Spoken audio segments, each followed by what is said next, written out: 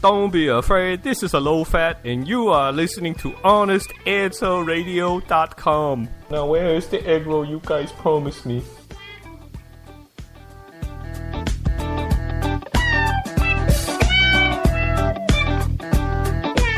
The views and opinions expressed on the Honest Answer Radio show are the opinions of Honest Answer Media and no one else. If you're hearing a syndicated broadcast of this show, don't hold it against the broadcaster. Rather, congratulate them on their openness, tolerance, and respect for the First Amendment to the Constitution of the United States of America. Thank you very much.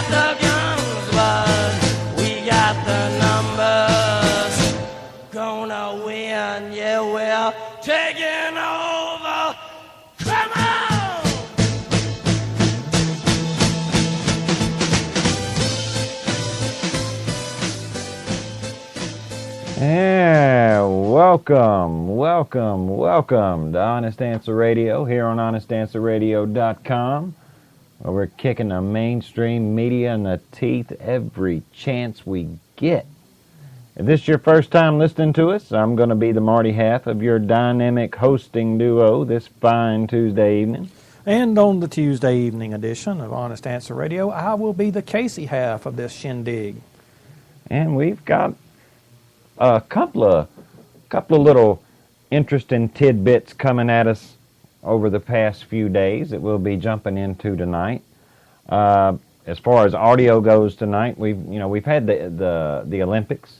Yes. Have started up, and I've got some audio coming from Glenn Beck and NBC. They had an interesting take on the Winter Olympics coming to us from Sochi, Russia. Right. And they had a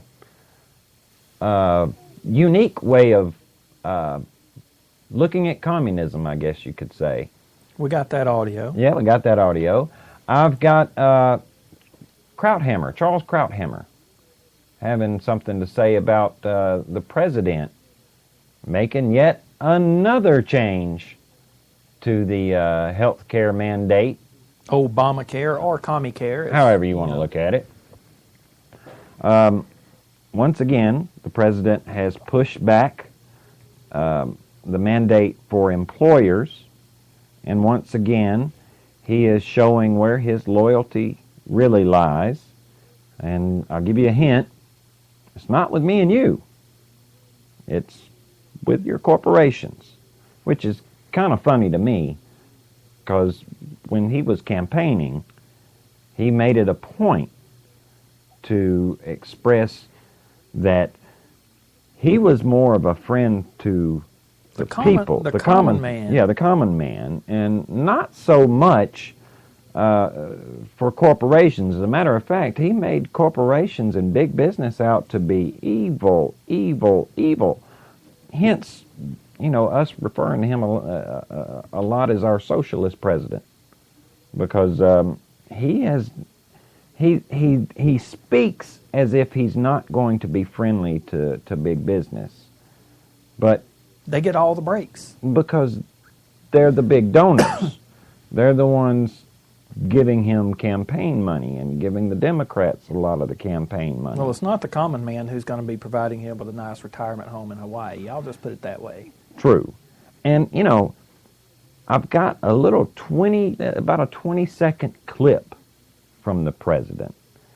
And he's entertaining France's, I don't even want to call him a president, but France's president, Francois Hollande. And he makes a statement that it's not in the context of our health care laws or any of the laws in this country, but I think it sums up his attitude quite well. And now, Casey, I'm glad you're sitting, because the last piece of audio that I'm going to play tonight, you're going to be so excited. Rosie O'Donnell came back to the View, man. Now, calm down.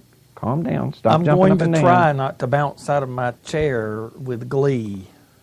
But they were talking about her son, who has been accepted into the Citadel. Oh yes, I've heard this. I tell you what, let's leave that one for the end, and people will have to hear that one to believe it. Now, one thing that we don't have audio for tonight, but it was an article that sprouted up over the weekend, and you've got another article on our website today about Hillary Clinton.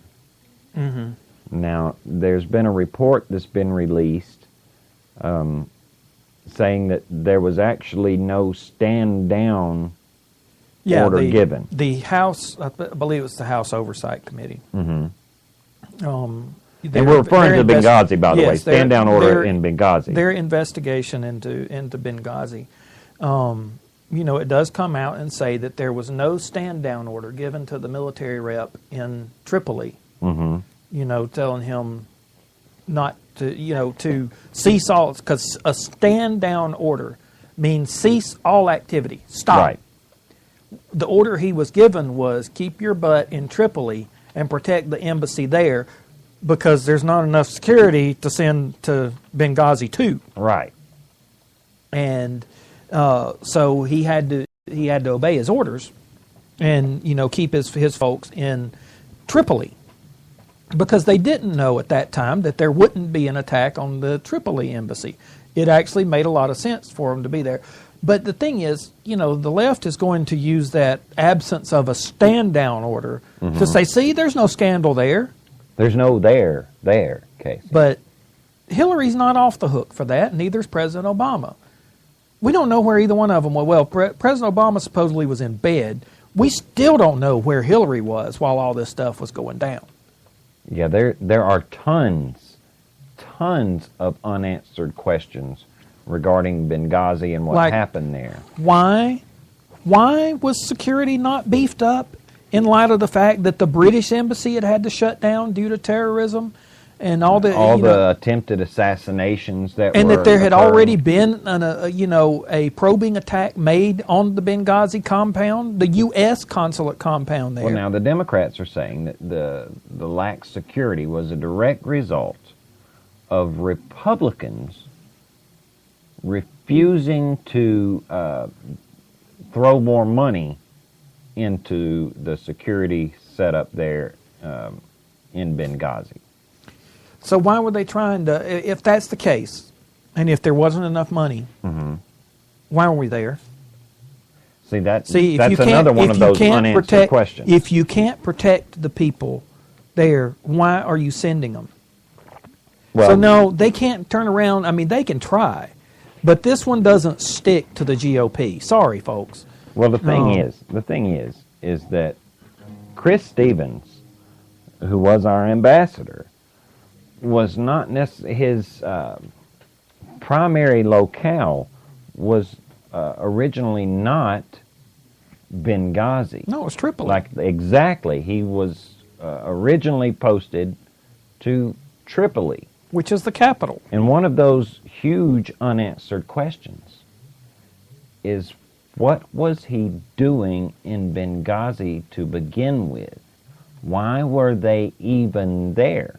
Now, we've since learned that there is a huge possibility that he was actually there trying to chase down some weapons that we had sent over there during the big...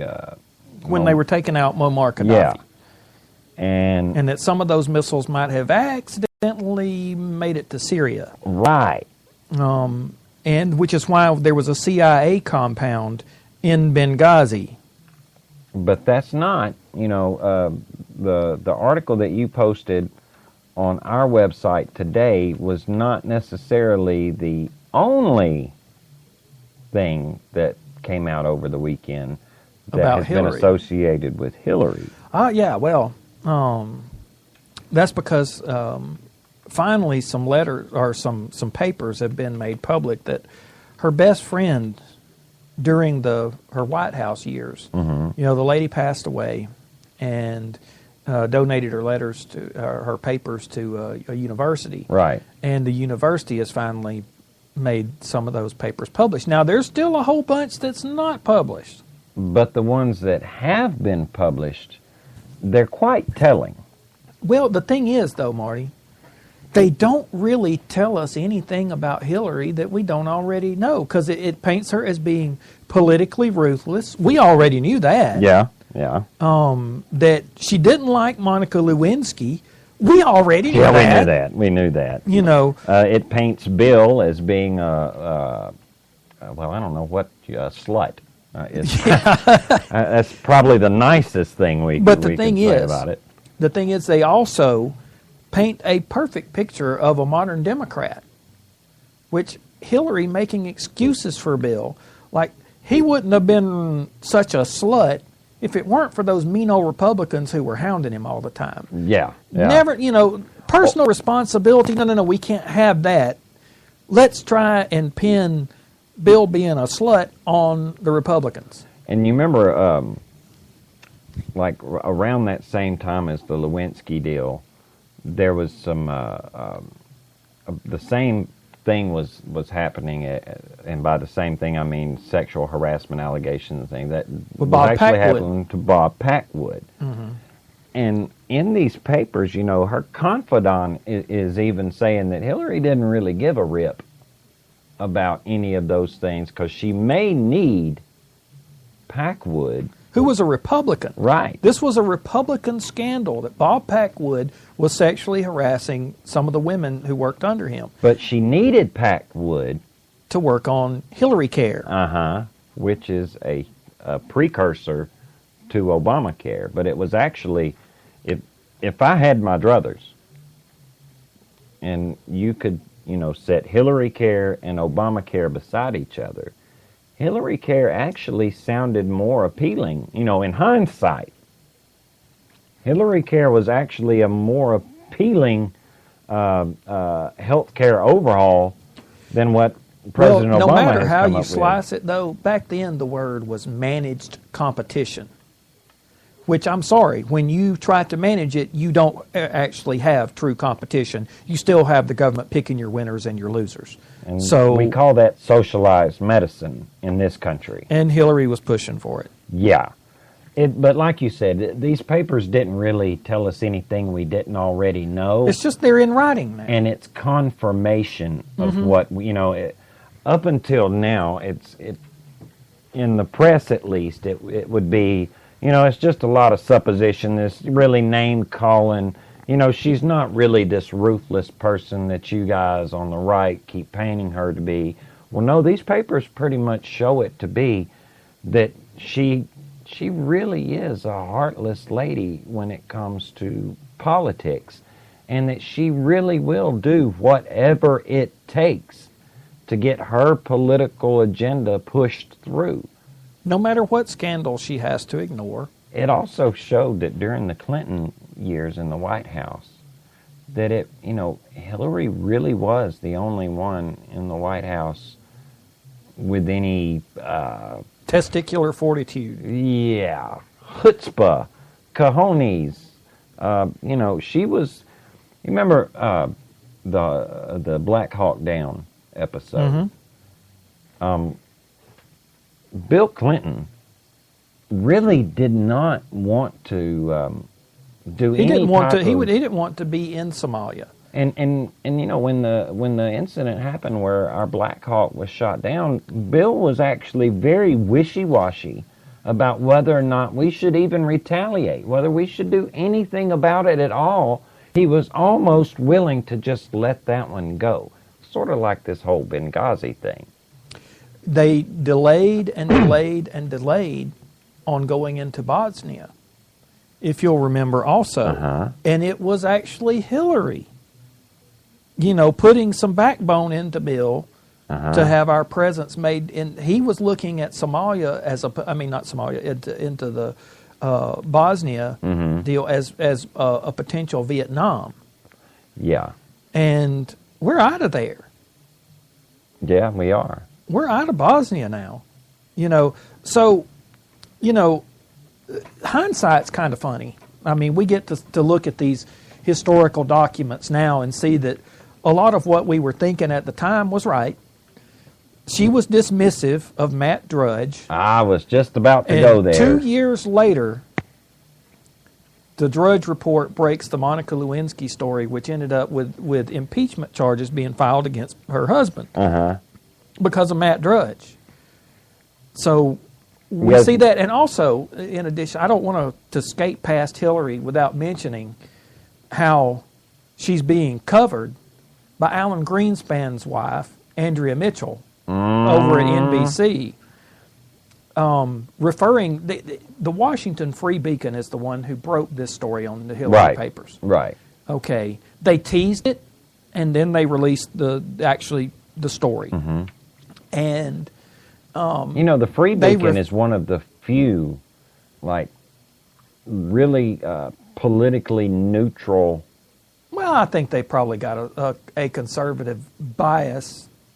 Would call them center right, I think. If you have to ascribe a bias to them, because I don't think there's any such thing as a politically neutral site for journalism anymore. I mean, I really don't think that. But I've read articles where they have been really tough.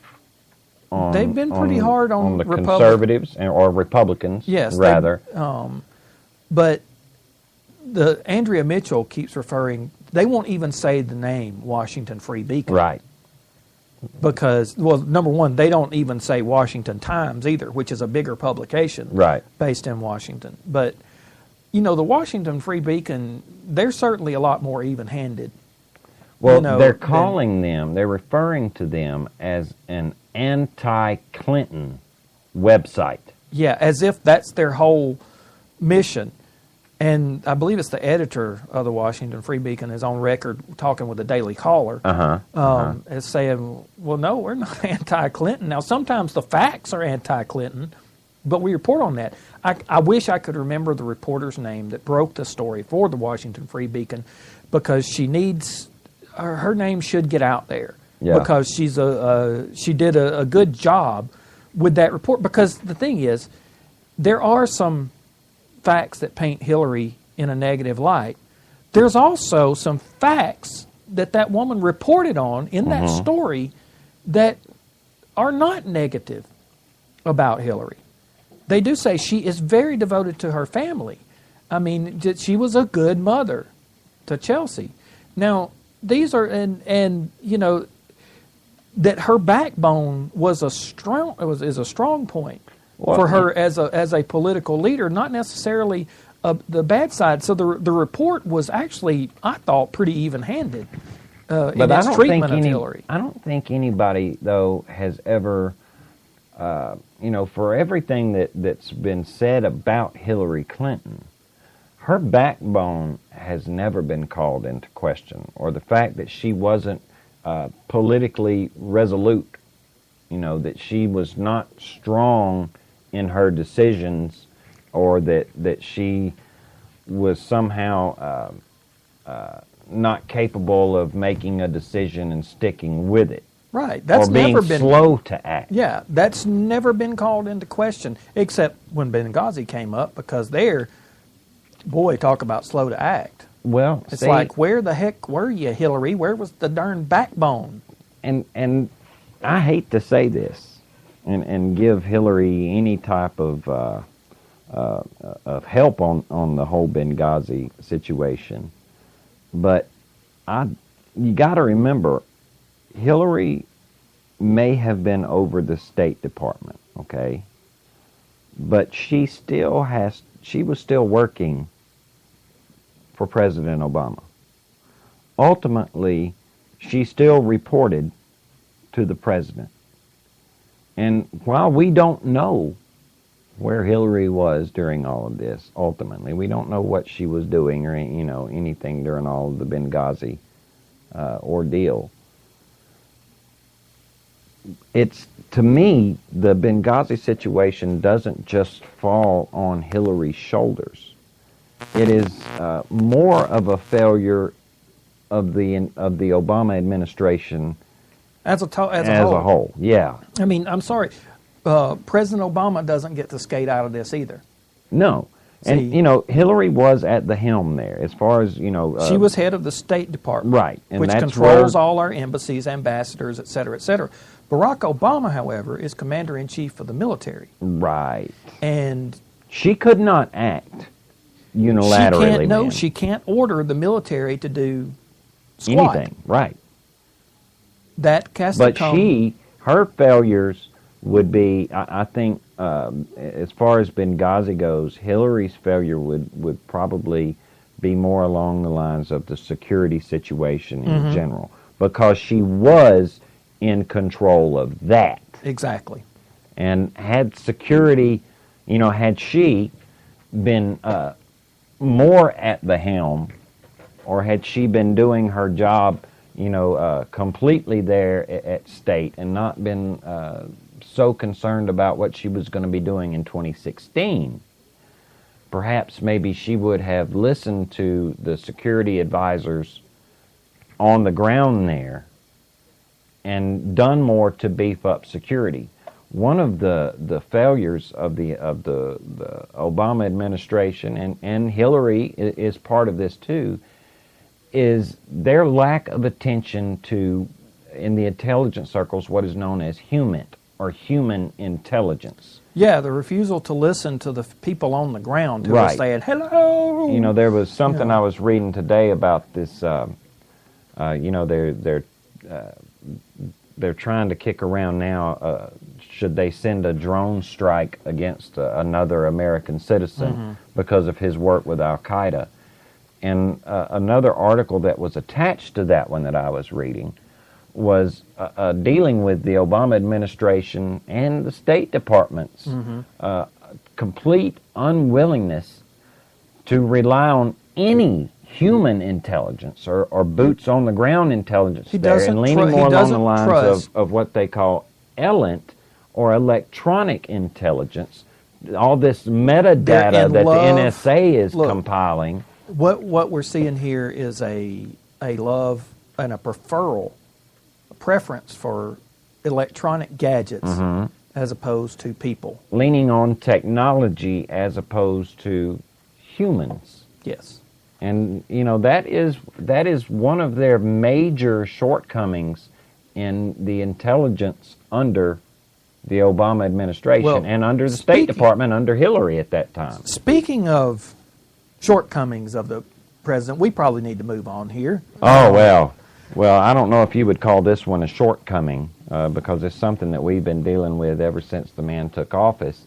Not only is he unwilling to listen to human intelligence as related to foreign matters, he has a complete unwillingness to listen to the human intelligence about his domestic affairs. He is totally unwilling to listen to the American people when they speak. He's completely unwilling to listen to the Republicans in Congress about anything. And he's got this nasty, nasty habit of going around Congress, bypassing them altogether, and insisting he doesn't need them. Two things came up over the weekend where he's bypassing. One of them is, of course, the employer mandate. That's the big one. That is, it's a big one. It is, I guess it is the big one. And he's going to take some heat.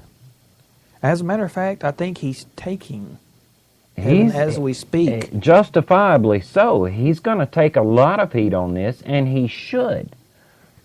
And anybody who thinks that this moving the employer mandate back another year, if you don't think this is political, you're not paying attention. What he's doing more or less is saying, look here, this is going to make it kind of hard for these Democrat congressmen in 2014 to run if this mandate on the middle-sized corporations. See, small business is still getting the shaft. Yeah. Small business and individuals, we're getting screwed, folks. But if you have 50 to 100 employees, he's going to ease up on you. But now here's the catch, though. You're not allowed to, if you're one of those people that say has 102 employees, if you downsize to fit into that mandate, you can do that. Right. But you can't tell anybody that it was the Obamacare mandate that made As a matter you of do fact, you have to swear that in writing. In writing that no, that had nothing to do with it. But we all know that is precisely, you talked about this last week. You yourself worked for a company that is going to have to make some of those very decisions. Not, I wouldn't call it downsizing so much, but they are just going to have to let some people go. Well, they certainly cut back our hours. They've had to, just about every, well, no, forget that. Every corporation in this company, in the country, every business in this country has had to make those decisions, like cutting back hours or cutting back people. Because it's a business decision. Right. And for anyone, any corporation to say, yeah, we're downsizing or we're having to cut back hours, but it's not because of Obamacare. Man, you're asking these people to perjure themselves, man. Why is it that every Democrat domestic policy that comes up, in order to make things fair for people, why does it always have to cost jobs? Yeah, that's a good question. I mean, it's national and even local. I mean, just to bring up a little short local story here. Here in our hometown, our city council has put a 6-month moratorium on any new check cashing or payday loan companies starting up for 6 months while they review what kind of effect it's going to have on the city. Why is it that they always have to stop increasing the tax base in order to get anything done? Why does it have to actually cost jobs or cost business and see, in order for them to get a handle on a problem? With all of these people leaving the workforce and becoming unemployed and not having a job, how exactly are they going to raise any revenues? How are they going to get taxes from people who aren't working in order to pay taxes? See, I'm having a hard time with that. He keeps talking about, Margaret Thatcher said it, man. Margaret Thatcher said it. We keep repeating it over and over. The problem with socialism is that eventually you run out of other people's money. What we're seeing now all across this country is that they've run out of our money. Yeah. They've cost so many jobs that nobody has the money to pay any taxes. The president keeps saying that one of the ways out of our economic crisis right now is that we need to do more for our infrastructure. We need to put more emphasis on, building more roads, more bridges, more infrastructure. But all of those things, all of the roads and bridges and all of these infrastructure items are paid for from our tax money. I got it. I know how he's going to do it. He's going to get drones to build those bridges and keep the roads going. Okay. He's going to use drones to do it, man. well, I knew he was going to have to do something. So that all these people out there who have, low-income folks who, they've lost their jobs due to Obamacare or something, now they can follow their passion without any money, of course. Right. How do you follow your dreams, by the way, without any money in your pocket? Over the weekend on those Sunday shows, it was all about spin. That we talked about it Thursday. They're trying to make out like if you're losing your job and you're not able to work, that's a good thing. This is a good thing. And when in the history of this country, Republican or Democrat, has anyone ever, up till now, ever said being out of work was a good thing? This is new. Yeah. But, the president can do whatever he wants, apparently. He's got a pen. He's got a phone. He doesn't need to worry about Congress. He doesn't need to worry about any of us pesky common men, middle class people. But I tell you what, if you're not happy with our analysis, which, hey, we're just a couple of ignorant rednecks down here in Alabama, maybe somebody more, who's got a little bit more credentials than us might have an effect. Yeah. When we were talking about this employer mandate thing, Charles Krauthammer from Fox News, and I can already hear the eye rolls right now just by mentioning Fox News, but Charles Krauthammer is a very respected analyst, if you will. He's got the right take on this, I think. This is what he had to say about Obama and his unwillingness to use Congress to change the law. Generally speaking, you get past the next election by changing your policies, by announcing new initiatives, but not by wantonly changing the law lawlessly. I mean, this is stuff that you do in a banana republic. It's as if the law is simply a blackboard on which Obama writes any number he wants, any delay he wants, on any provision. It's now reached a point where it is so endemic that nobody even notices or complains. I think if the complaints had started with the first arbitrary changes, and these are not adjustments or transitions, these are political decisions to minimize the impact leading up to an election, and it's changing a law in a way that you are not allowed to do. See, that's the key right there.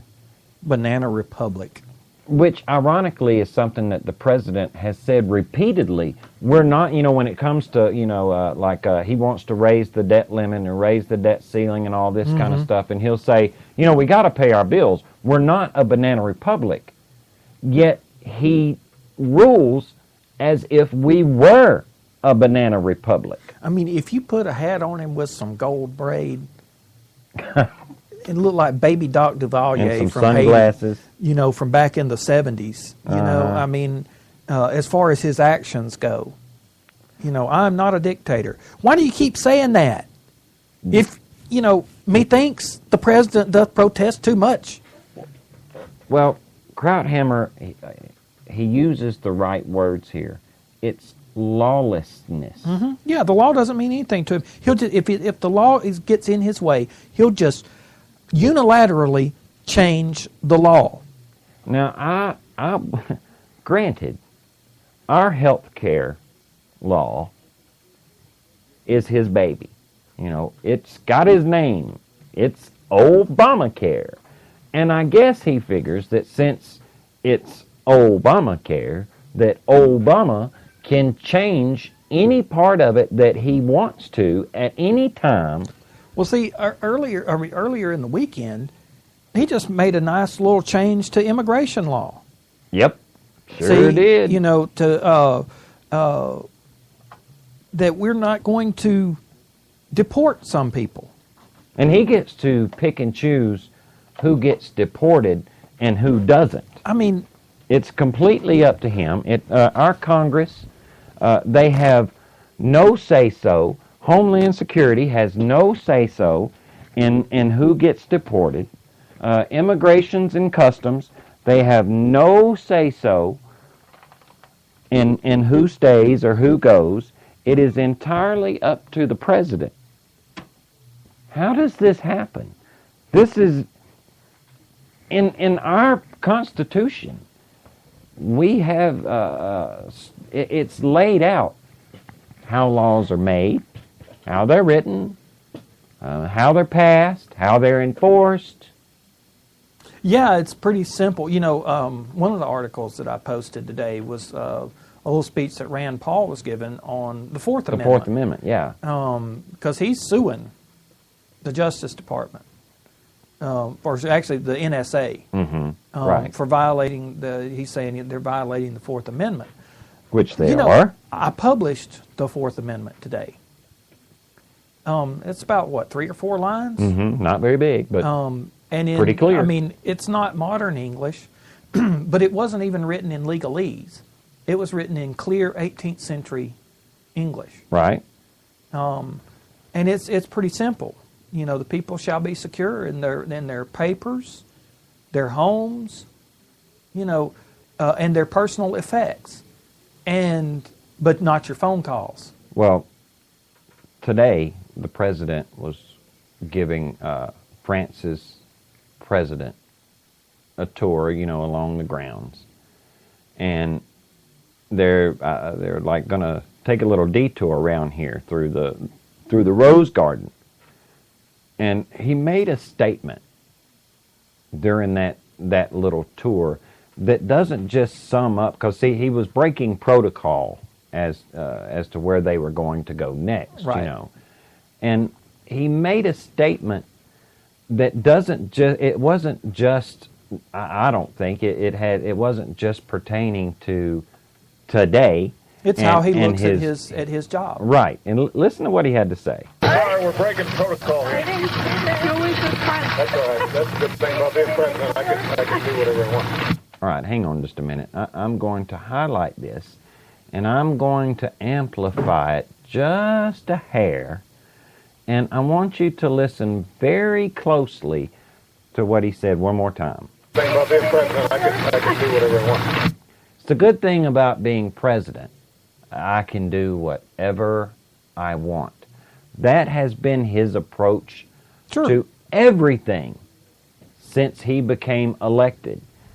This whole health care mandate, you know, if he wanted, since he's, you know, obviously it doesn't matter that he's not allowed by law to push change back, the to law. change it or push back any dates or as to when it becomes effect once it's written into law. That doesn't matter. You know, he pushes back the employer mandate at will whenever he sees fit. Why wouldn't he do that for you and I? Because as president, obviously he thinks he can do whatever he wants. So that just shows there where you and I fit into the grand scheme of things as to what he wants. Am I off base there, dude? Not at all. Not at all. That's the results of an imperial presidency. But, you know, Honest Answer Radio isn't just about Obama and his lawlessness and him being a dictator. Part of what we say every time we come onto the air Is we're going to kick the mainstream media in the teeth. That's Yep. what we do. So before we go off tonight, somebody's got to get their teeth kicked in. Now, there is none more mainstream than NBC. Right. As far as network news goes, They you know, are the mainstream. that's They're running right. the Olympics right now. they make, you know, they love rubbing it in Fox News' face. That, you know, and they do have more viewers than Fox News. That's because they are the mainstream media. They outdo ABC. They outdo CBS. When you say mainstream, there is none more mainstream than NBC. And, you know, the Winter Olympics are happening right now. They're going on over there in Sochi, Russia. With Bob Costas. Oh, with old Pink Eye himself. And at the opening, during the opening ceremony, NBC had put together, you know, a little montage, and they had a little narration, you know, going over. Mm-hmm. And keep in mind, this is in Russia. Now, when you think Russia, what's the first word that comes to mind? Stalin. Okay. Communist. Bingo. Communist. Communism. What we fought the Cold War over. Yeah. You got to hear how that, because a lot of people are not watching these Olympics, believe it or not. Just keep in mind, from 1945 to 1989, till November of 89, until the Berlin Wall came down, the chief enemy of the United States was communist Russia. You got to hear what they had to say, how they categorized what went on in Russia. Now, this clip is from Glenn Beck's radio show, and they're going to get they're going to play what we're talking about, but Glenn Beck sums it up better than Casey or I ever could. I couldn't believe NBC has gone full-fledged dark and insane. NBC is now saying communism. Can you imagine saying that about fascism? That was a pivotal experiment, wasn't it? You know, here we are in Berlin, where this was the home of a pivotal experiment. No, it was called fascism. It killed millions of people. A pivotal experiment. Bless their collective heart. What did they say about their collective heart? A country that has always expressed their heart collectively? Yes, because they had a gun to their head. It's like it's a wonderful thing that just randomly happened. Yeah, everyone seemed to have the same opinion for about 70, 80 years. Weird. Everybody had the same opinion. Everybody liked the same car. Everybody liked the same job. Everybody liked the same leader because they kept voting for him over and over and over, like to the tune of 99%. It was amazing. We couldn't find anyone who voted against these guys. Well, you could, and then they disappeared strangely at night. What a pivotal experiment. You got to listen to it. This is an amazing little promo they did. Russia transcends. Russia. Through every stage of its story, it's resisted any notion of limitation. No, hang on just a second. It couldn't resist. It couldn't resist. At least the people couldn't. Every time there was a brutal dictator, whether it was a czar or a Soviet leader, they couldn't resist. They resisted every time. No, they tried. They were all slaughtered. And the entire society was about limitation. You were limited in everything you did by the power of the government. You couldn't even go across the country without papers. Are you kidding me? That's without limitations. Every reinvention, only redoubling its desire to cast a towering presence. Stop. Yeah. With every reinvention, it tried to cast a towering... Yes, it wanted to be an evil empire. And it was. That's like... It is honestly like describing Darth Vader and the Galactic Empire. That's what that was. They wanted world domination. They wanted to destroy and kill everyone who disagreed with them. Communism. A pivotal experiment. Pivotal experiment. Yeah. Really. So, way to go, NBC. You know, we've seen them time and time again glossing over every bad decision or every horrible policy that has come out of this president, okay? Yeah. We've grown used to that almost to the point that we're numb to it. We expect them to cover for this president and his socialist policies. But to completely gloss over the millions of people who were killed in the name of communism as a pivotal experiment? The numbers are so huge, we don't really even know exactly how many people were killed. We know with a pretty good certainty how many people Hitler killed in concentration camps. But we were able to dig up those bodies. The world may never know how many people died under Stalin. Under this pivotal experiment. Mm-hmm. If a child was hungry and starving, and he snuck into a garden or a farm and picked a tomato, that child was shot and killed under the orders of the government, because that tomato belonged to the collective, to the state. But this is a pivotal experiment? Yeah, think about how many people got shot trying to make it from East Berlin to West Berlin. Oh my God. Families could not even be united. For 70, 80 years. Yeah. Because of this pivotal experiment. Their collective hearts would not allow it. You have got to be kidding me. I mean, like I said, we've grown numb to them glossing over President Obama. But you've got to be kidding me. Are the people at NBC really so numb and so blind that they really view communism as just some sort of experiment?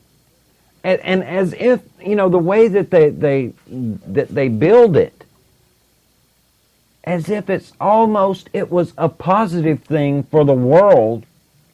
That it ever happened in the first place. That communism, that the experiment ever happened.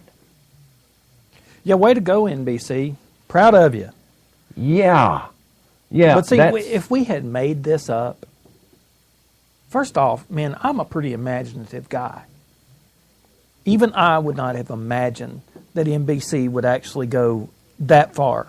Dude, this is something that you would see in Pravda, their news outlet there. I mean, you would expect it out of them. Of course, maybe, some of the Russian news outlets or what's that, RT, Russia Today or Russian Times. Russia Times, whatever it is. Yeah, you expect that sort of thing to come from there. But from NBC, our most mainstream media outlet in this country? Well, see, they couldn't make communism out to be a bad thing because it's mainly communist over there. What, were they afraid Vladimir was going to come get them or something? Centralized control, man. Were they afraid that if they said anything negative about communism, that perhaps they wouldn't have been allowed to cover the Olympics? And were they not willing to take the stand? Really? Did those people's deaths, they meant nothing to the people at NBC? Nothing. They were completely unwilling, like you said, to take the stand. I mean, I've seen some of this Olympic coverage from all over the globe now, man, since it's been going on. And it seems like every other news outlet in the world is pretty critical right now of Vladimir Putin and the way he's handled getting the Olympic venue ready, because, man, they weren't ready for prime time. No. But are you hearing that from NBC? Nothing. No, it was a pivotal experiment, man. Because after all, in glossing over our president's missteps, if you will, and his policies, they've shown their acceptance and agreement of, take Obamacare. Centralized control. Yeah, centralized control. Socialized medicine. They find no fault there. They're perfectly willing to push that sort of agenda. So I guess it really should come as no surprise that they would view communism as a pivotal experiment on the globe. But still, it just totally blew my mind. Yeah. One more little news bit tonight, and I don't know if I'd call it a news bit, but, at the beginning we talked about this. Rosie O'Donnell made her return to The View. Now, I guess you guys have noticed, we don't usually play much audio from The View. Most of it's fairly inconsequential. Yeah, yeah. But in Rosie's return, they're talking about her son being there at the Citadel and being in a military academy. And the reason I chose to even record this clip is it's the way that she views him attending this school or being in the military, and the way she, well, look, I'm going to play it and we'll talk about it. How are the other ones? Parker is 18, and there he is in his military uniform. He has been accepted to the Citadel. He is very into the military because, how do you annoy your left-wing liberal pacifist mother?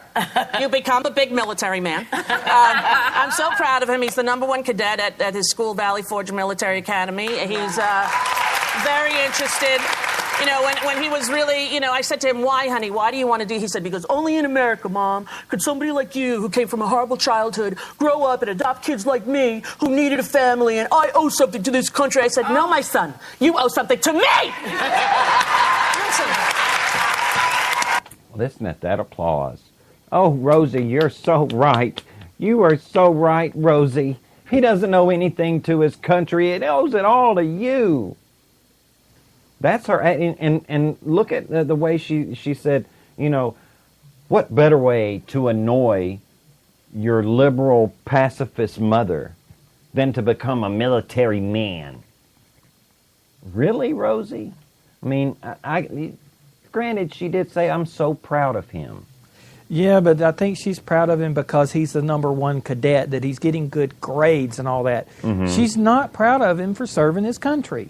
And she doesn't, he laid it out better than she could have. Only in this country could someone like you who come from a terrible childhood adopt a kid like me and give me a chance at a better life. I owe something to this country. Man, that is a terrific attitude for any of our young people to have, for them to realize something like that, just coming out of high school, for them to realize, yeah, man, we do owe something to this country. All of us owe a debt to our nation. We owe Rosie. Bingo. It's all about her. And I would be willing to bet, that when they had that conversation, that she said it just like she did right there. You don't owe anything to this country. You owe it to me! I bet she was that emphatic. And she got applauded for it. Mm-hmm. See, that's the way that liberals view things. Back during John F. Kennedy's inaugural address, remember that? Oh, ask not what you can do for what your country can do for you, but what you can do for your country. Right. Yeah. Democrat, right? Mm-hmm. Rosie O'Donnell, staunch Democrat. Isn't it amazing how the position of the Democrats has changed since John F. Kennedy was president? Gone are the days where you ask what you can do for your country. Yeah, now it's all about, where's my check? Yeah. You don't owe anything to your country. Your country owes it to you just for being here. Unless you're rich. Unless you're rich. In which case, if you're a rich Republican. Now you're talking. Then you owe higher taxes. But if you're a Hollywood liberal, now wait a minute. Yeah, if you're a Hollywood liberal, your country owes you a great debt, Casey. Yeah. And there's no paying your country back at all. Your country should be paying you. Dude, I shake my head. I am very saddened at the complete turnaround that our attitudes have taken in this country. Well, of some. I mean, because there's still plenty of people that are listening to this show right now who don't see things that way. There are plenty of people out there who still believe in service for others. And It's a shame, though, that they don't get the attention, Case. Well, no, because right now the tables have flipped from when Kennedy was president. The counterculture then is the power structure now. Now, the conservatives, we are the counterculture. Wow. Wow. Never thought I'd see that, huh? Hey, man, it's all good, though. Yeah. We get to be the Rebel Alliance. Well, that'll be fun. That'll be fun. Well, all right, man. We're at the end of our rainbow. Don't forget, guys, that while you're looking around there on honestanswerradio.com. Yeah, look below our player. There's a yellow button. It says donate. It says donate? Mm-hmm. Which means people give us money. Ah. So right below the player there on the Honest Answer Radio page, just click that little button and... Believe it or not, man, our broadcasting is not free for us. Now, it's free for our listeners. Right. But broadcasting does not come free.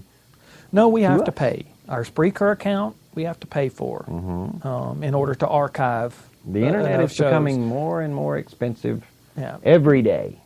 Our broadband costs went up this month. Yes, it did. So we're having to pay more for our broadband. Because we've been using entirely too much. Yeah, this show puts out, we use a pretty good bit of bandwidth to do an hour live broadcast this way. And it's because we're trying to put out the best audio that we can get out there so that you guys can hear us clearly and stuff. But so if you like Honest Answer Radio and you would like, to see us continue to keep you up to date on what our politicians are doing to us all, feel free. I mean, if you feel so led, click that little button there. Another way that you can help us out is to go over there to our sponsors page here on the website. Look at our sponsors. There's a big list of them. Every single one of them, we picked them this way. Mm-hmm. Every single one of them there offers you a deal if you navigate to their site through ours. So just click the banner of the page. V2, that's V2 Sigs, LifeLock, My Food Storage, Jelly Belly, BaconFreak.com, all of those. You click on those, they'll cut you a deal. They're all leaders in their industry. Every one of them. Particularly like, the LifeLock thing. We've had a friend of ours not too long ago that has been getting their ATM jacked. People have been stealing. And, the thing with Target not too long ago, 70 million customers. And there was a big CEO of one of the tech firms, I can't remember, his card got hacked. And his personal information, if he had LifeLock. Which, man, look, we're talking like $10 a month. Something like that. And if you go there, if you were to go to LifeLock from our website, it would even be less. They could have even been covered for less than the $10 a month. So what we're saying, folks, is we've got quality sponsors, and by going to them through our sponsors page, you get a deal. And, we don't just have quality sponsors on our website. No, we have quality programming, too. Other than Honest Answer Radio. Right. For instance, we've got Sports World Radio, which it's the fastest hour in sports on the Internet.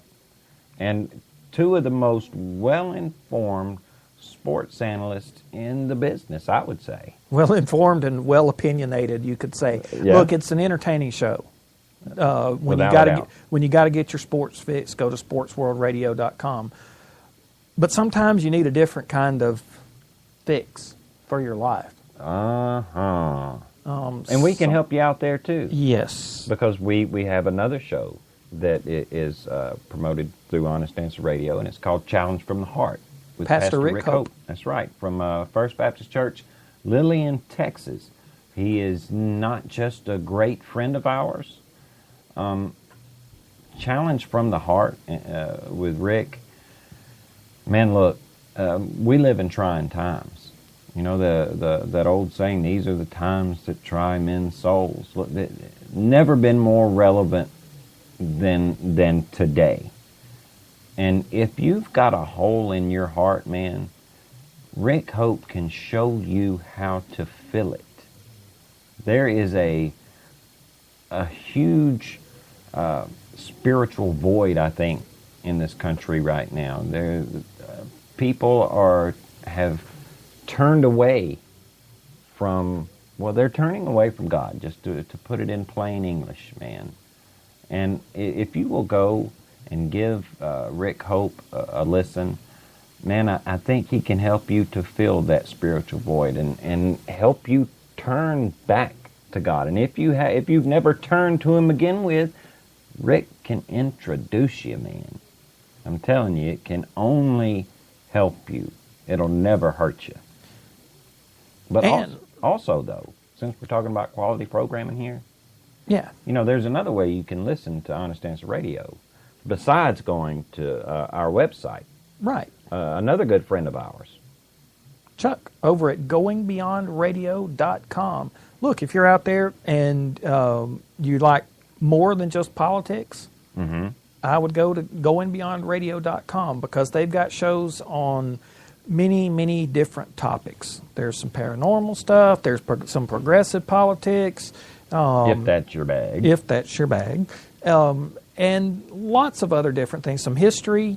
Oh, man, there's technology. Some finance. Gaming. Yeah. Dude, everything. And you know what? There's so many platforms with Going Beyond Radio. You can catch them on Shoutcast, Blueberry, Tuned In, iTunes, Live 365, and Roku.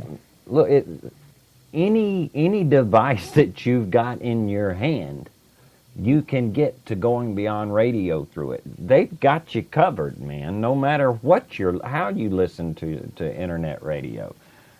Do us a favor, man. Go over to Going Beyond Radio, give them a listen, and tell them that we sent you there, man. Let Chuck know that other people are giving them a listen too. Well, all right, man. This is Tuesday, which means we will be back again on Thursday. There's a couple of days in between that Lord only knows. And you know that neither the politicians nor the mainstream media is going to act right in the next couple of days, so we will have more material. Ain't that the truth? But in the meantime, please, please, please be good to each other. Maybe if more of us will start being good to each other, then some of the rest of this stuff can iron itself out. So until then, good night, see y'all. you guys on Thursday. Good night.